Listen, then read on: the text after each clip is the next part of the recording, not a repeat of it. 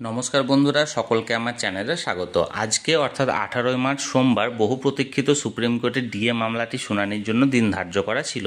আজকে শুনানিতে কি হলো, মামলাকারী সংগঠনগুলির পক্ষ থেকে আইনজীবীরা কি সওয়াল জবাব করলেন বা তাদের বক্তব্য শুনে সরকার পক্ষের আইনজীবীরা কি বললেন এবং সকলের সওয়াল জবাব শুনে ডিএ কেসের মাননীয় বিচারপতিদ্বয় কি বক্তব্য রাখলেন বা কি মন্তব্য করলেন, সকল কিছু আজকের ভিডিওতে বিস্তারিতভাবে আলোচনা করব। ভিডিওটি ডিএ কেসের শুনানি সংক্রান্ত অত্যন্ত গুরুত্বপূর্ণ, তাই প্রথম থেকে শেষ পর্যন্ত অবশ্যই ধৈর্য সহকারে দেখবেন এবং ভালো লেগে থাকলে অবশ্যই একটি লাইক করবেন এবং সকলের সঙ্গে শেয়ার করবেন। আর সেই সাথে এই চ্যানেলে যদি প্রথমবার হয়ে থাকেন এই রকমের ইনফরমেটিভ ভিডিও আরও দেখার জন্য যারা এখনও পর্যন্ত এই চ্যানেলটিকে সাবস্ক্রাইব করেননি তারা অবশ্যই চ্যানেলটিকে সাবস্ক্রাইব করে নিতে ভুলবেন না। তাহলে চলুন আমরা বিস্তারিতভাবে জেনে নিই। আজকে সুপ্রিম কোর্টের ডিএ মামলাটির 7 নম্বর রুমে মাননীয় বিচারপতি ঋষিকেশ রয় এবং মাননীয় বিচারপতি পঙ্কজ কুমার মিশ্রের এজলাসে 60 সিরিয়ালে অর্থাৎ 60 নম্বর সিরিয়ালে ওঠার কথা ছিল এবং আজকে অর্থাৎ 18 মার্চ 2024 সোমবারে লিস্টের মামলাগুলি সকলে একের পর এক নির্দিষ্ট সময় অনুযায়ী সুপ্রিম কোর্টে শুনানির জন্য উঠতে শুরু করে।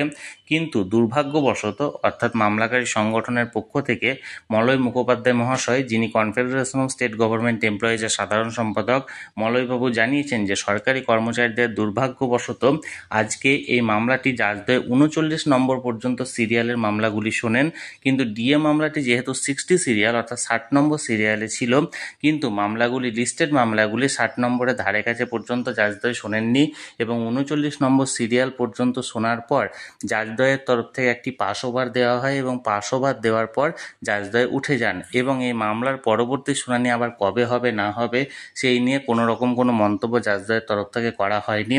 মলয়বাবুর তরফ থেকে জানানো হয়েছে যত শীঘ্রই সম্ভব পুনরায় আবার এই মামলাটি শুনানির জন্য ডেট নির্দিষ্ট হলে তাদের তরফ থেকে জানানো হবে। আপাতত সুপ্রিম কোর্ট থেকে এই খবরটি এসেছিল যে আজকে দুর্ভাগ্যবশত মামলাটি ওঠেনি সুপ্রিম কোর্টে। 39 নম্বর সিরিয়াল পর্যন্ত মামলাগুলি শুনানি হয়, কিন্তু 60 নম্বর সিরিয়ালে থাকা ডিএ মামলাটি সময়ের অভাবে জাজদ্বয় আর শোনেননি।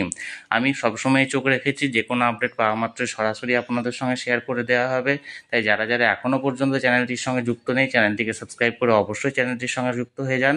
আর এই ভিডিওটি ভালো লেগে থাকলে অবশ্যই একটি লাইক করুন এবং তার সঙ্গে সকলের সঙ্গে শেয়ার করুন আর চ্যানেলটিকে অবশ্যই সাবস্ক্রাইব করে রাখুন। ধন্যবাদ, দেখা হচ্ছে পরের ভিডিওতে।